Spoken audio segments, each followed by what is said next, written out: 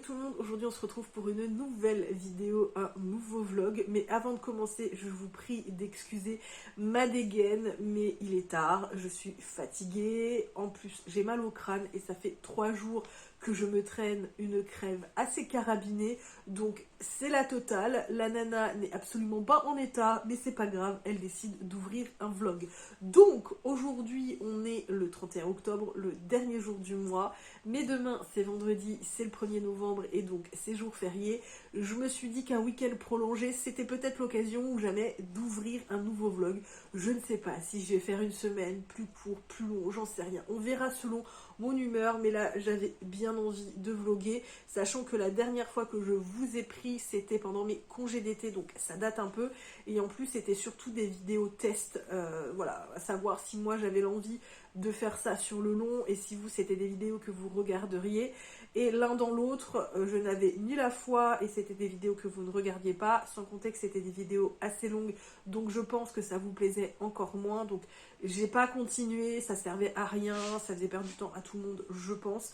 Mais là j'ai bien envie de vlogger, j'ai envie de démarrer novembre sur de bonnes auspices, sur quelque chose d'assez sympa. Alors attention, rien de grandiloquent, c'est surtout pour mon moi, hein, pour mon bien-être personnel, sachant que la deuxième partie du mois d'octobre a été un mois très compliqué.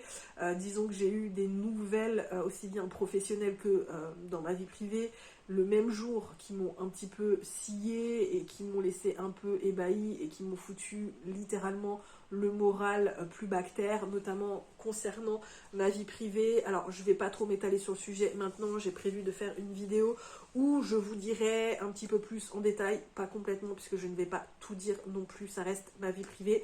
Mais voilà, sachez qu'il y a un an j'ai démarré quelque chose et les 6 derniers mois ont été un stress intense, une angoisse perpétuelle, ce qui ne m'a pas quittée depuis ces 6 derniers mois.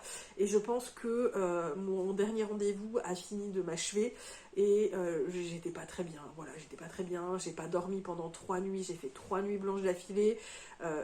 Ça va mieux parce que j'en ai parlé, j'ai pu un peu vider mon sac, et j'ai pu du coup poser les bonnes questions, me remettre en question, relativiser, repartir sur de bonnes bases et être de nouveau au mieux. Voilà, là je suis beaucoup plus sereine que les 6 derniers mois, je repars sur de meilleures bases, je repars vraiment mieux, on verra bien par la suite le comment du pourquoi. Et est-ce que ça ira bien ou pas, je ne sais pas, mais voilà, au moins j'ai appris à relativiser, je me suis remise en question.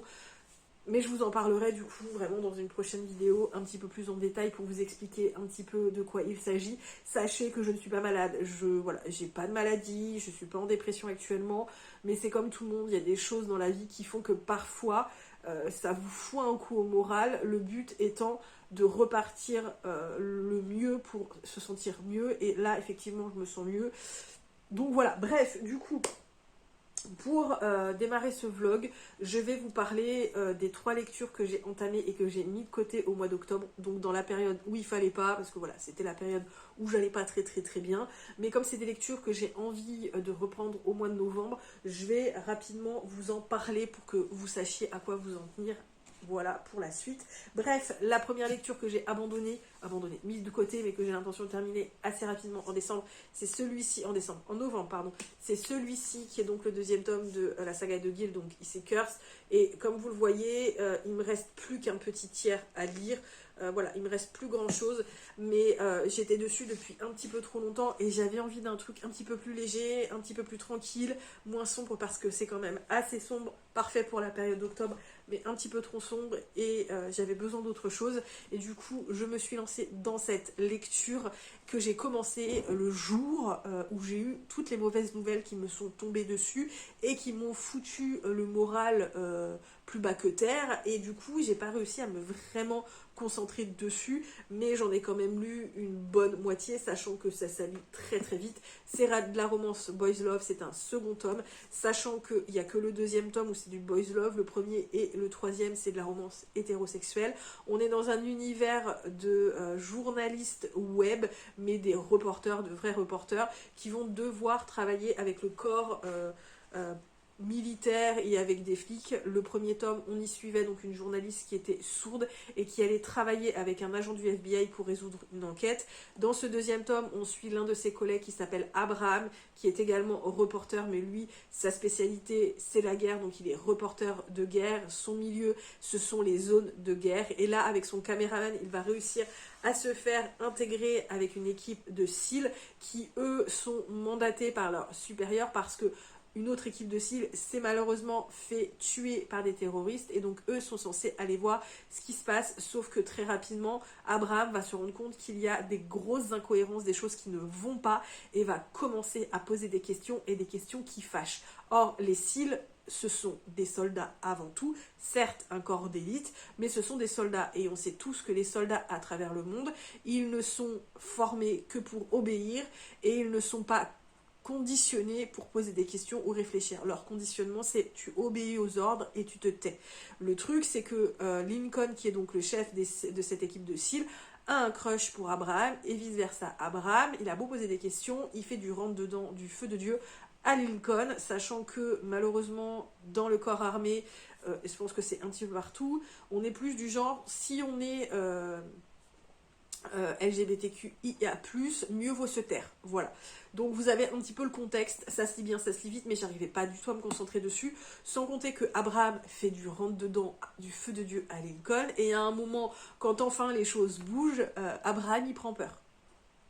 Ça m'a saoulé, je me suis dit, vas-y, passe à autre chose, ils sont en train de t'énerver, tu as envie de les frapper.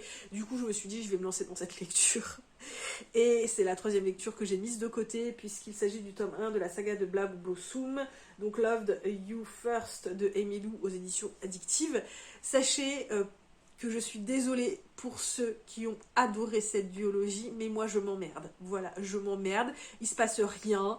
On a juste deux adolescents qui n'ont rien en commun, ils n'ont pas du tout grandi dans le même milieu, mais il s'avère que les deux parents vont se mettre ensemble et ils vont donc devoir cohabiter déjà dans la maison familiale de Harper, qui est donc le fils du papa, et Riley qui est le fils de la maman, donc des deux parents qui se sont mis ensemble, sans compter que Riley intègre l'école privée de Harper avec l'internat et qu'ils vont devoir également cohabiter dans ce dit internat et dans la même chambre. Autant vous dire que la cohabitation se passe pas très très bien au départ, sans compter qu'Harper fait partie d'un groupe de musique et lui ne rêve que d'une chose, que ça fonctionne et que leur groupe décolle, sauf que le chanteur a été viré et ils sont à la recherche d'un nouveau chanteur qui va tomber sur Riley.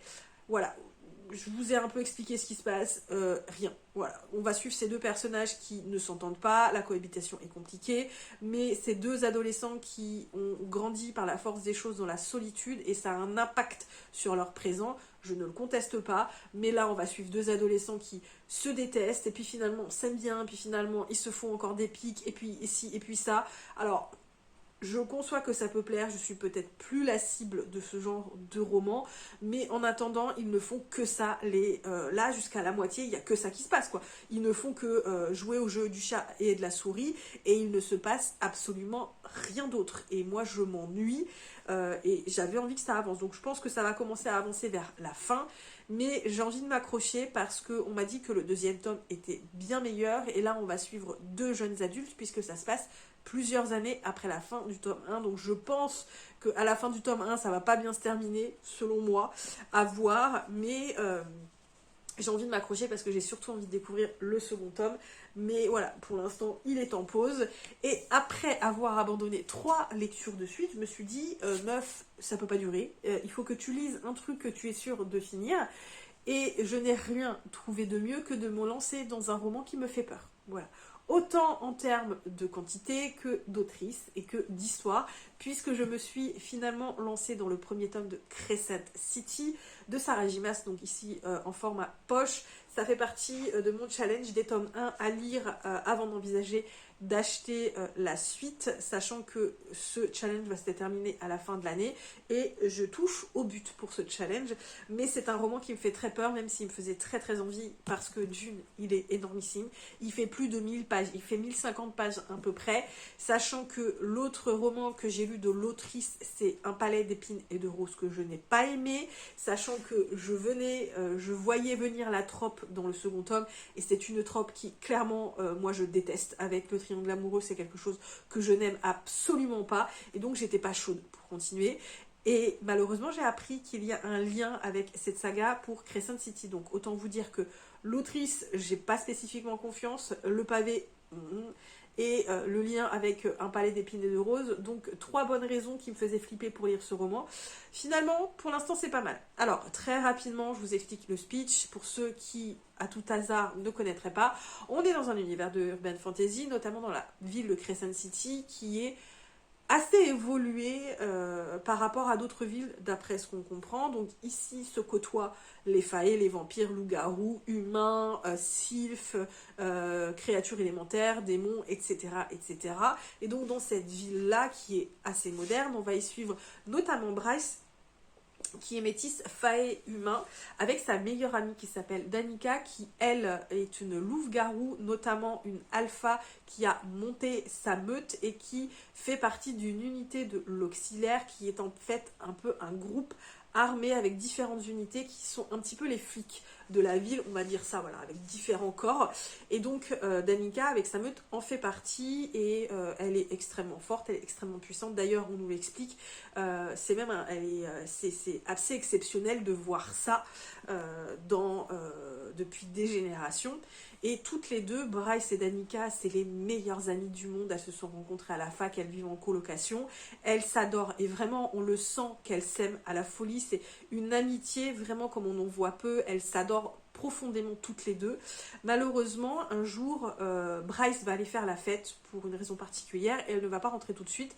Le jour où, en gros, il y a toute la meute dans la maison, ils veulent profiter d'une soirée. Et quand elle va rentrer le lendemain, alors complètement bourrée et défoncée, hein, puisque c'est typiquement Bryce et Danica, 2 jeunes femmes qui vivent leur jeunesse mais à fond les ballons. Elles font la fête, elles peuvent faire la fête pendant des jours, boire comme des barriques et se défoncer. Bref, elles font la totale à l'extrême. Et donc ce jour-là, elles rentrent bourrées, défoncées, complètement à côté de ses pompes. Et qu'est-ce qu'elle découvre en rentrant chez elle? Eh bien, il ne reste plus grand-chose de Danica et de sa meute. Et autant vous dire que la pauvre Bryce va complètement vriller. Après, je m'arrête là pour le résumé. Vous n'avez pas besoin de savoir plus. D'ailleurs, c'est le résumé. Hein, je vous spoil rien du tout. Sachant que le livre fait 1000 pages. Je savais que ça allait être long un peu à démarrer et ça a été long. Au départ, j'étais, ouais, bon, c'est pas nul, mais il se passe pas grand chose. L'autrice prend vraiment le temps de poser son univers, ses personnages, l'intrigue voilà, de base qui démarre tout doucement et elle commence dès les premières pages à poser un petit peu la mythologie, le contexte géopolitique, ce qui a pu se passer historiquement, les enjeux politiques, les enjeux sociétaux, les enjeux économiques, les différentes créatures qui s'entendent plus ou moins, qu'est-ce qui s'est passé, voilà, il y a tout un contexte qui est posé, et donc l'autrice va prendre son temps pour déjà poser les personnages, l'univers, etc., etc. Il faut bien attendre une centaine de pages pour vraiment accrocher. Il m'a fallu la centaine de pages pour accrocher, et notamment quand ça commence à gicler de partout, parce que je suis une sadique, et quand ça gicle, j'adore. Quand je parle de ça gicle, je parle du sang, hein, on est d'accord. Voilà, à partir de là, j'aime beaucoup.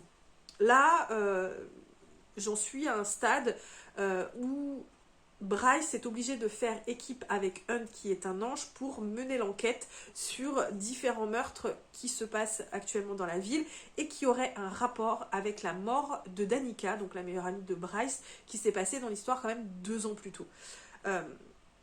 On pose encore les enjeux, on pose encore la politique, on pose vraiment tout le contexte. On sent que l'autrice, elle a cherché, elle a fouillé, elle a vraiment été loin pour poser son univers. Là, on a un véritable contexte. On ne peut pas lui enlever ça. Il y a un vrai contexte politique, historique, avec les créatures. C'est vraiment hyper bien fait là-dessus. Je ne peux pas le nier. Pour l'instant, j'aime beaucoup. On ne peut pas dire que mon avis du début et là où j'en suis, il a complètement changé. Je sais que tout le monde dit que c'est hyper addictif, c'est trop bien. Pour l'instant, j'aime bien, mais voilà, je ne peux pas en dire beaucoup plus parce que j'ai pas trop avancé, sachant que le livre, il fait 1000 pages, j'en suis à peu près à 300 pages. Donc voilà, j'ai encore le temps de voir. J'aime bien les interactions entre Hunt et Bryce qui se tapent un peu sur le coin de la figure, ils n'arrivent pas à supporter. Je trouve ça assez fun.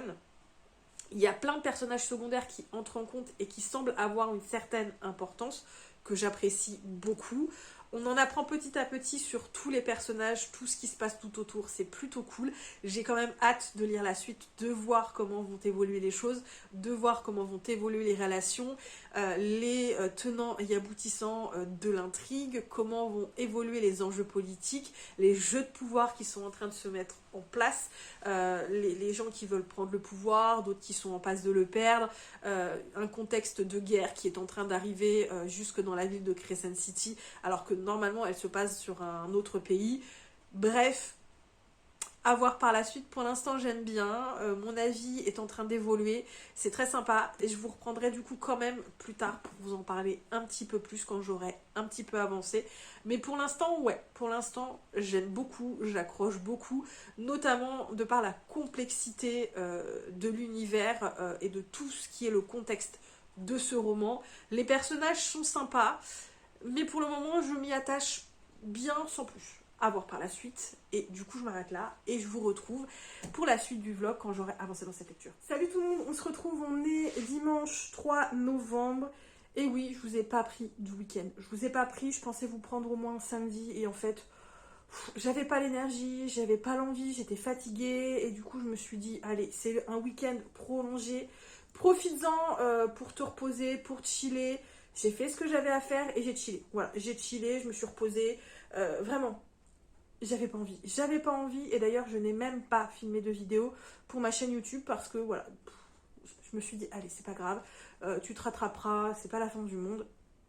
Du coup, je pensais que en chillant, je pourrais lire autant que je veux, or je n'ai pas atteint l'objectif que je m'étais fixé pour le premier tome de Crescent City. Je m'étais dit minimum 500 pages. Le bien, 550. Le top, 600. J'en suis à 440 pages. Du coup, j'en suis pas à la moitié, puisque je m'étais dit que 500, 550 pages, ce serait à peu près la moitié. Et j'y suis pas. Donc, je vais entamer le chapitre 34 là, ce soir. Donc, je vais avancer encore un petit peu. Je vais me rapprocher des 500 pages. Mais voilà, c'est pas l'objectif que je m'étais fixé au départ. Donc, je suis un petit peu déçue. Malgré tout, honnêtement, pour le moment, j'aime toujours autant cette lecture. Autant vous dire que ne pas m'ennuyer pour l'instant sur un livre qui fait plus de 1000 pages, c'était plutôt bien, c'est plutôt bien. Pardon, je suis désolée, je mâche mes mots. C'est un exercice assez compliqué quand même hein, pour l'autrice de nous pondre plus de 1000 pages et nous, lecteurs, de ne pas nous ennuyer pendant 1000 pages. C'est-à-dire que pour l'instant, j'ai pas la sensation de longueur, j'ai pas la sensation d'un rythme en dents de scie, ce qui est plutôt un bon point à voir avec le recul, mais pour l'instant, en termes de rythme, c'est très bien fait. Je trouve qu'elle gère très très bien son univers, qu'elle gère très très bien l'intrigue, qu'elle gère vraiment la relation des personnages, l'évolution même des personnages, donc pour l'instant, j'apprécie. Il y a quelques petits clichés, je trouve, mais ils se fondent bien dans la masse et donc ça ne me pose pas plus de problèmes que ça. On a une intrigue où vraiment l'autrice va distiller des indices tout au long des pages, ce qui fait qu'on ne va pas avoir le temps de s'ennuyer et surtout, c'est des indices qui ont une importance pour l'intrigue. C'est pas des indices qui sont là juste pour poser des indices et qui finalement n'amènent nulle part. Parce que j'ai déjà lu des romans de ce type-là où finalement on tourne en rond et il se passe pas grand-chose. Là, c'est pas le cas. Je trouve que c'est vraiment, vraiment bien mené. Et honnêtement, en termes d'intrigue, pour l'instant, je kiffe à fond. L'univers qu'elle nous pose en base dans les 100 premières pages, ce n'est qu'une base qu'elle va continuer de développer au fil du roman, au fil des pages, que je trouve également rondement mené, parce que quand on nous décrit Crescent City dans les premières pages, quand on nous pose la ville, on nous pose une ville quand même qui est extrêmement lumineuse, extrêmement vivante, extrêmement jeune, qui a évolué avec son temps et qui n'est pas restée figée dans son jus, comme d'autres villes où les big chefs étant très anciens n'arrivent pas à évoluer et n'arrivent pas à sortir de leur carcan ou de leur zone de confort. Là, c'est pas le cas. Là, on a une ville quand même qu'on nous dépeint évoluée, moderne, assez ouverte d'esprit, accueillante dans l'ensemble, lumineuse, où les touristes aiment venir se perdre. Sauf que plus on avance dans l'intrigue, plus l'autrice va nous dépeindre l'arrière du décor. Et là, on se rend très très vite compte que la vitrine est tellement belle que l'arrière est très moche. Vraiment, l'arrière, on nous dépeint des trucs très très moches. Finalement, c'est une ville qui, à mon sens, pour le moment, ne vaut pas mieux que les autres villes. Et je trouve que, encore une fois, elle a très bien posé les bases pour finalement nous faire découvrir que, ouais, mais attendez, ça, c'est que ce que vous voyez quand vous arrivez en tant que touriste, mais quand vous y vivez. Voilà, donc on est actif, je trouve, dans cet univers. On explore la ville avec Bryce et Hunt et je trouve qu'on est vraiment intégré à cet univers. Je trouve que c'est vraiment, vraiment très, très bien fait. En termes de personnages et de relations des personnages, pour le moment, on a des personnages qui évoluent petit à petit, qui peu à peu commencent à s'appréhender de façon plus amicale, où chacun tout doucement découvre l'autre. Je trouve que c'est très bien fait parce que pour le moment, il n'y a pas de romance. Si vous attendez une romance rapide, non, c'est pas du tout le cas. Et je trouve que du coup, c'est très crédible vis-à-vis de ce que Bryce a subi, vis-à-vis de ce que Hunt lui-même a subi. C'est des personnages quand même qui ont un passif derrière qui n'est pas forcément évident. Et je trouve que c'est très crédible par rapport à ce qui se passe à l'instant T et dans le présent. On ne peut pas avoir une relation amoureuse vraiment là, tout de suite, c'est pas possible. C'est pas dit en plus qu'il y a une relation amoureuse. Pour ceux qui l'ont vu, vous le savez, moi je sais pas et je veux pas savoir. Peut-être que ce sera avec d'autres personnages, mais pour l'instant ça me paraît être avec les deux personnages principaux. Mais après, voilà, c'est Sarah et Jimas. On sait que les choses peuvent tourner dans un sens auquel on ne s'attendait pas forcément. J'espère pas, pour être honnête. Voilà, bref. Donc on a vraiment une relation qui se développe en douceur, que je trouve très crédible et que je trouve très très très bien faite. Maintenant, j'ai un peu de mal avec le personnage de Bryce, notamment vis-à-vis de Run, qui est un personnage, je dirais secondaire, mais un personnage secondaire qui a une sacrée importance, puisqu'il y a quand même pas mal de chapitres où c'est lui qui est le prota. Donc je pense que c'est un personnage qui va avoir une sacrée importance, ou quoi, une bonne importance. Et j'ai du mal avec la façon qu'elle a de se comporter avec lui. Parce qu'il s'est passé des choses dans le passé également de ces deux-là. Mais je trouve qu'elle est très très dure vis-à-vis de lui.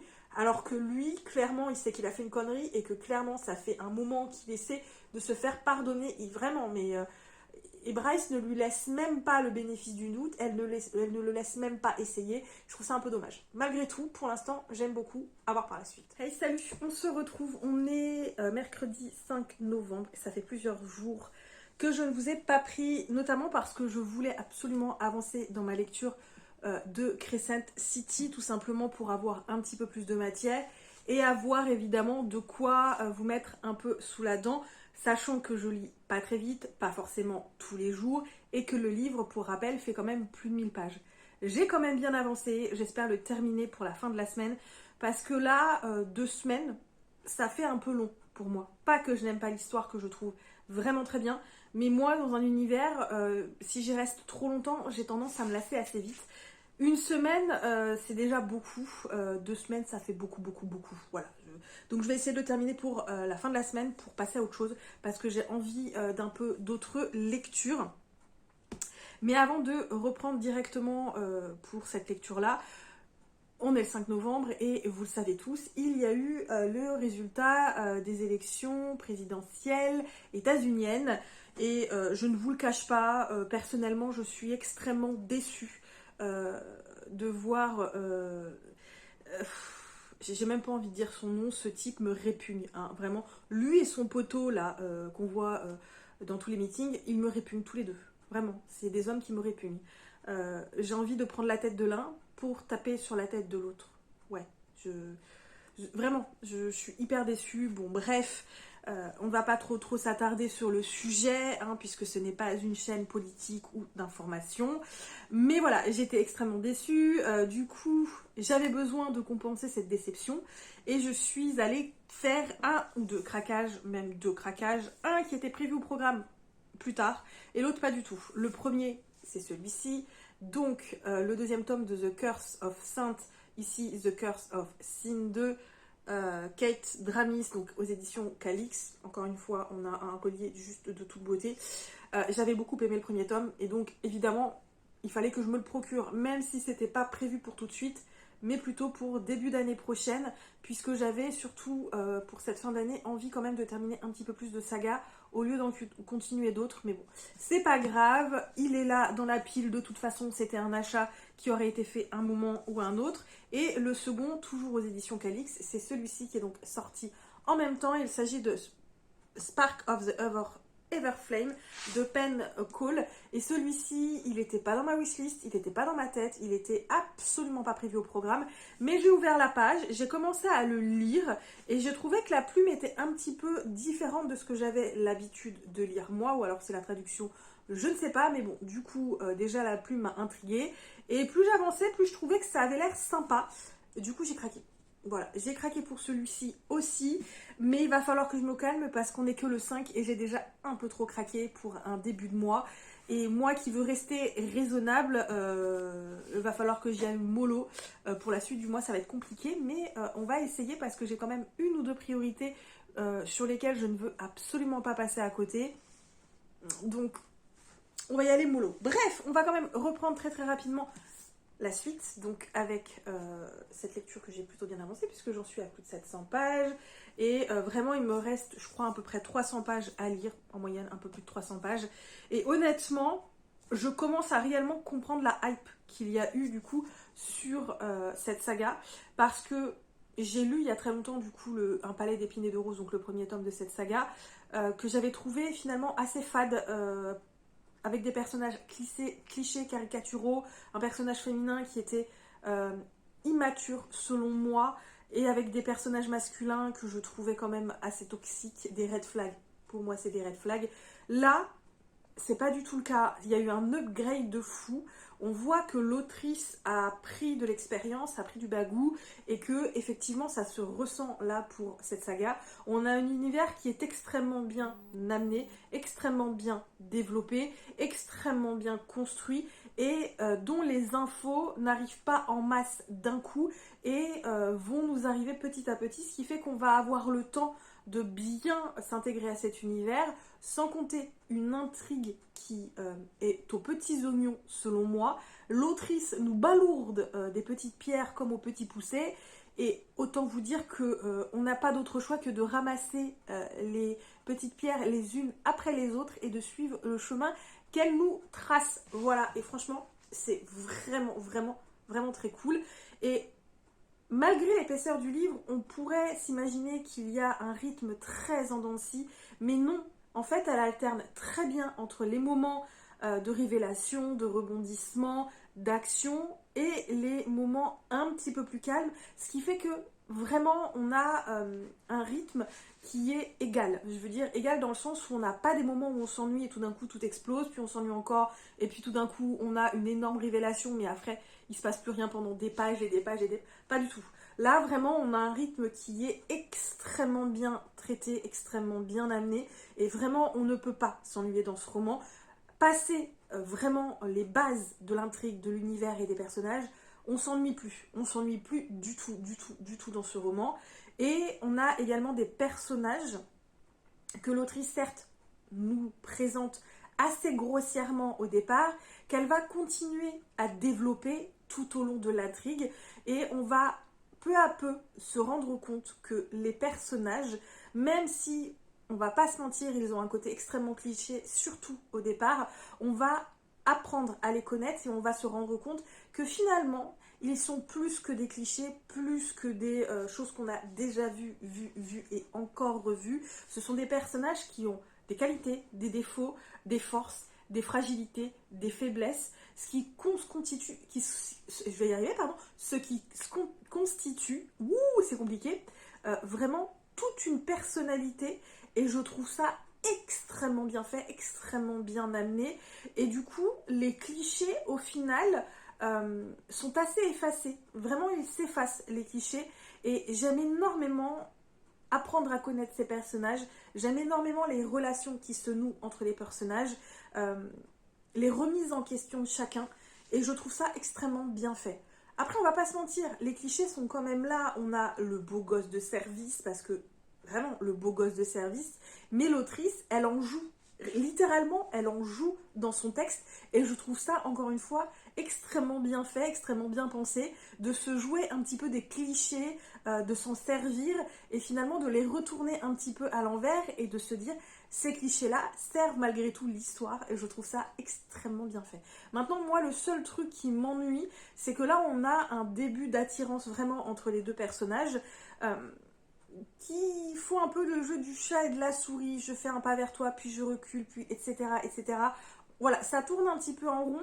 C'est compréhensible, hein. C'est vraiment, il y a tout un contexte qui fait qu'ils ne peuvent pas pousser cette attirance plus loin, à savoir si ça collerait entre eux ou pas. Ils sont obligés de se contenter pour le moment d'amitié parce que ils n'ont pas le choix, ils sont partenaires de travail, il y a un contexte liberticide, il y a un contexte sociétal, il y a un contexte économique, politique et de dominant à dominer. Donc c'est très très compliqué pour eux d'avancer, surtout qu'ils ont un passif tous les deux qui fait que ça bloque également. Maintenant, ils continuent à se faire du rentre dedans. Et ce côté-là, moi, sérieusement, c'est pas le côté que j'aime le plus. Mais ça, c'est vraiment une appréciation totalement personnelle de ce fait de se draguer ouvertement, mais se draguer vraiment par le physique. Parce que le problème, selon moi, c'est que ces deux personnages, ils sont très attirés physiquement l'un de l'autre et ils en jouent. Mais du coup, ils se draguent comme ça. C'est ça. Je sais pas comment expliquer. Quand ils se font du rentre dedans, c'est vraiment sur le physique. C'est c'est un truc qui me plaît pas. C'est un truc qui, moi, ne me plaît pas personnellement. Après, il y a aussi le côté extrêmement psychologique et empathique l'un de l'autre. Mais ce côté-là, on reste plus dans l'amitié, alors qu'on a le côté physique qui est beaucoup plus mis en avant. Et moi, dans les romans, c'est pas ce qui me plaît en général. Voilà, moi, le côté smut, érotique, non, moi, c'est pas ce qui m'attire personnellement. Et ça ne m'a jamais attiré, même d'ailleurs avec mes relations autres. Hein, c'est pas ça qui me fait craquer, si vous voulez. Bref, sachez que j'aime beaucoup pour le moment. Je comprends la hype. Ça n'est toujours pas un coup de cœur, les gars. On peut pas dire que c'est un coup de cœur, mais oui. Clairement, je trouve pour l'instant le premier tome bien meilleur que le premier tome d'un palais d'épines et de roses. Je trouve que c'est bien mieux travaillé, que c'est beaucoup plus profond, que l'intrigue est beaucoup plus intéressante. Il y a vraiment des tenants et aboutissants qui sont en train de se mettre en place. Vraiment, les révélations sont dingues. L'univers extrêmement bien fait, extrêmement bien développé. Quand je parle d'univers, je parle pas de l'univers général, même s'il se développe, mais je parle surtout de Crescent City parce que on est dans Crescent City et c'est quand même le titre du texte, c'est Crescent City, donc on va se concentrer vraiment sur la ville, mais tout ce qui compose la ville, ça, vraiment, je upgrade de fou. Et vraiment, j'aime beaucoup. Et je pense que je vous reprendrai quand je l'aurai terminé. Et je vais vraiment essayer de taper pour le terminer ce week-end. Salut tout le monde, on se retrouve aujourd'hui. On est le 10 novembre, donc dimanche. Et on va clôturer le vlog. Et ce vlog, je vais le clôturer avec enfin la fin du tome 1 de Crescent City. Je l'ai terminé hier. Il était temps. Parce que au bout de 2 semaines, je vous avoue que j'étais un peu fatiguée de cet univers. J'avais besoin de passer à autre chose. Et paradoxalement, j'ai adoré cette lecture. Honnêtement, j'ai adoré. La fin, elle monte crescendo. C'est vraiment, ça a été assez dingue. J'ai adoré cette lecture. Honnêtement, ouais, j'ai adoré. J'ai encore un peu de mal à passer à autre chose. Pour tout vous avouer, c'est un univers, une intrigue et des personnages qui pour le moment me reste bien ancré en mémoire et dans mon petit cœur.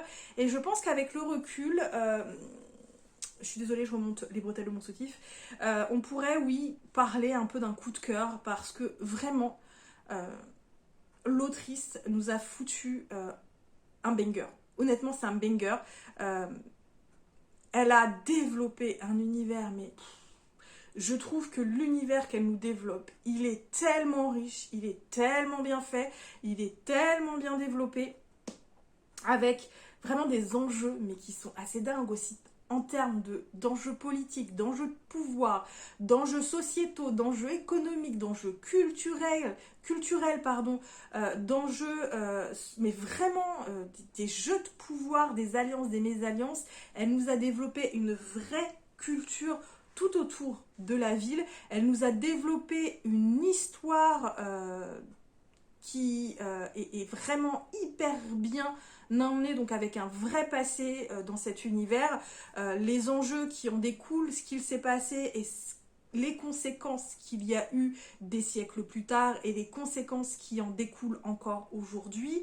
Et on va nous développer une ville qui, certes, en apparence, est extrêmement brillante, belle, magnifique, avec ses différentes créatures humaines, faées, anges, qui vivent en communauté, qui arrivent à vivre en communauté, et pourtant le vernis est vraiment écaillé de partout et l'envers du décor est tellement plus sombre. Je trouve que l'autrice a très bien tourné les choses de cet univers. Elle a développé quelque chose d'extrêmement large et elle nous a développé également pas mal de détails dans cet univers qui fait que dès le premier tome, c'est hyper immersif, sans compter que la plume est facile à comprendre, c'est pas alambiqué, c'est simple, c'est fluide, on entre très très rapidement dans cet univers. La ville elle-même est extrêmement bien développée avec ses quartiers, ses populations qui sont différentes, les quartiers pauvres, les quartiers riches, un petit peu comme dans n'importe quelle ville, les endroits où on peut faire la fête, les endroits où on peut trouver de quoi s'amuser, etc. Elle nous a vraiment développé quelque chose d'extrêmement large et en même temps d'extrêmement détaillé avec de la profondeur, un univers dense, bien emmené, que vraiment j'ai adoré. L'intrigue, mais elle est extrêmement bien faite avec un très bon rythme, avec des rebondissements, des révélations, des tournures auxquelles je ne m'attendais pas, avec des choses ouais, assez dingues. Et vraiment la dernière partie ça va crescendo, sans compter que le rythme est tellement bien fait que entre les révélations, les moments d'enquête, les retournements de situation, le comment du pourquoi, il y a des moments qui sont plus calmes, des moments qui sont plus doux, plus tranquilles, plus amusants, plus drôles, qui nous permet de nous poser un petit peu avant de repartir, ce qui fait qu'on n'a pas la sensation de tout va trop vite et tout n'est pas trop lent non plus. En fait, je trouve que le rythme il est nickel. Je trouve qu'on a un très très très bon rythme et plus on approche de la fin, plus on approche de la dernière partie et plus les choses vont crescendo. Mais alors la dernière partie, ça monte en flèche. Voilà. Autant vous dire que ouais, j'ai adoré. Mais alors les personnages, c'est pareil. Elle va nous développer des personnages qui sont extrêmement bien faits. Vraiment, notamment donc Hunt et Bryce, mais tout un tas de personnages aussi qui vont être autour de ce duo principal, Run, Léaba, il y a tout un tas de personnages qui vont être développés, qui vont nous obliger à les apprécier, parce que là on les suit quand même pendant 1000 pages. Bryce et Hunt vont être obligés de travailler ensemble, ils vont être obligés de cohabiter, ils vont être obligés de faire avec l'autre. Au départ, ils ne s'apprécient guère. Vraiment, ils sont tellement différents l'un de l'autre qu'ils ne peuvent pas s'apprécier. Et pourtant, à force de se côtoyer, tous deux vont apprendre de l'autre, tous deux vont apprendre à connaître l'autre, et on va se rendre compte très très rapidement qu'ils sont extrêmement complémentaires. Ce sont des personnages qui sont parfois agaçants, qui sont très souvent attachants, touchants. Ce sont des personnages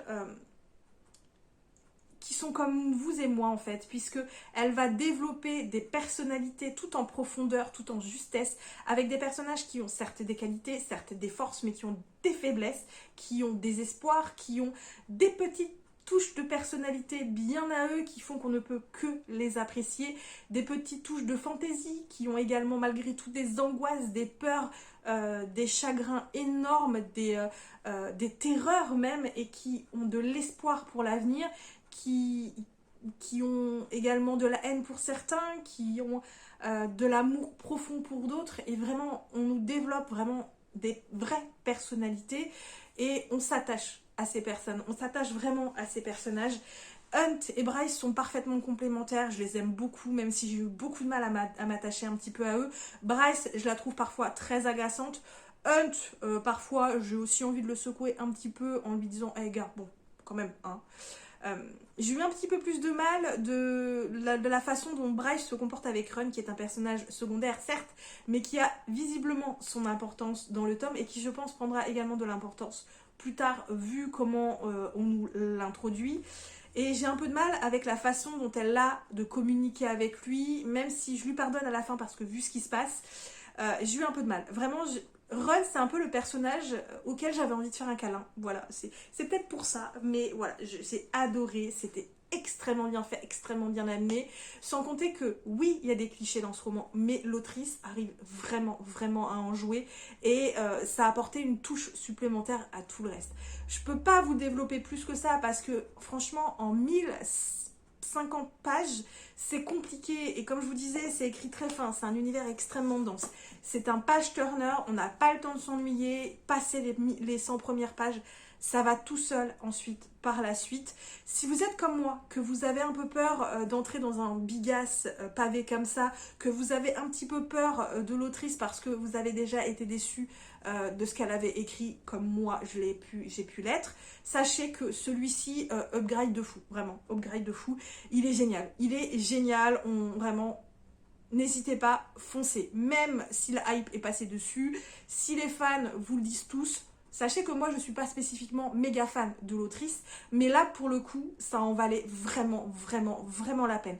Je ne vais pas lire le tome 2 tout de suite, parce que j'ai besoin de prendre un petit peu de recul, mais vraiment, ça en vaut vraiment la hype. Là pour le coup, ouais, je fais partie de la team, j'ai adoré. Voilà, bref. C'était trop bien, allez-y, foncez. Avant de vous quitter, très rapidement, je vous parle de mes lectures en cours. La première, c'est celle-ci. Celle-ci, je la lirai qu'à la maison parce qu'il est très beau et j'ai pas envie de l'emmener au boulot pour l'abîmer, donc je l'ai commencé. Pour le moment, je suis assez sceptique, j'en suis qu'au début, donc je pèse un petit peu mes mots. Donc ici, on est dans le premier tome de Witchwalker, donc avec le faucheur de sorcières, de Charissa Wicks aux éditions Kingdom. Donc ici on est dans un univers où tous les ans il y a donc le chasseur de sorcières qui vient dans les villages cueillir une sorcière qui doit aller travailler pour le roi tout au nord, mais évidemment on la revoit jamais. On va donc suivre Reina qui est une sorcière mais qui est sourde, non muette pardon, et qui donc, sourde muette, je ne sais pas si elle est sourde ou muette, je ne sais plus, parce que j'ai rapidement très très vite lu.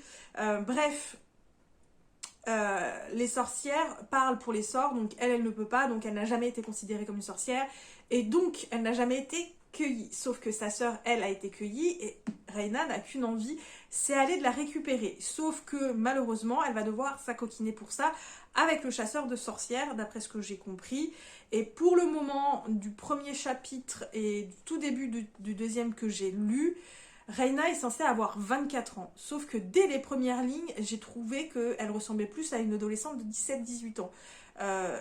Honnêtement, elle se fait des illusions, elle est un peu trop utopique, elle est un peu trop dans le rêve, et je trouve quand même que c'est un peu abusé. Du genre, mademoiselle dit « Je vais aller au château dans le nord, et je vais aller récupérer ma soeur toute seule ».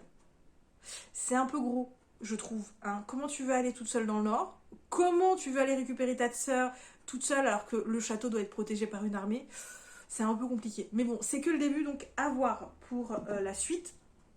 Et à côté, j'ai entamé une lecture très très facile, très simple, parce que j'avais besoin d'un truc beaucoup plus doudou. J'ai entamé le premier tome de la saga de Third, qui traîne dans ma pile à lire depuis des siècles. Et donc il s'agit du premier tome Contre vents et marées de Charlie Cochet aux éditions Bookmark. Cette autrice, autant il y a certains romans que j'ai lus d'elle que j'aime bien, d'autres beaucoup moins.